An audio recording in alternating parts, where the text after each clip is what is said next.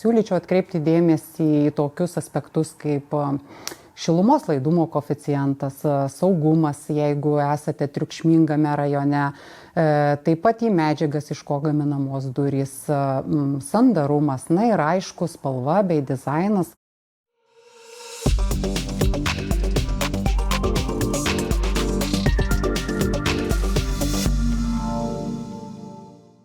Svarbus visi yra kriterijai ir reikia šitus aspektus tikrai įsivertinti.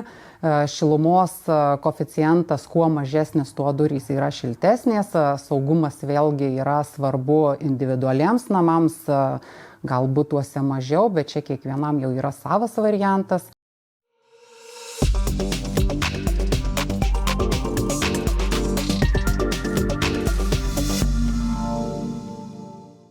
Siūloma nuo ekonomiškiausio varianto plastikinių durų, toliau galimos metalinės durys, taip pat jeigu dėl saugumo šarvuotos durys, na ir aišku klijuotos medienos medinės durys, kurios Lietuvoje laikomos netgi kaip ir prestižo preke. Šiuo aspektu durų namai būtent siūlo tikrai labai platų asortimentą šių durų, tad galima išsirinkti ir norimą spalvą ir aišku patinkantį modelį, vėlgi, kuris derėtų prie šiuolaikinio dizaino.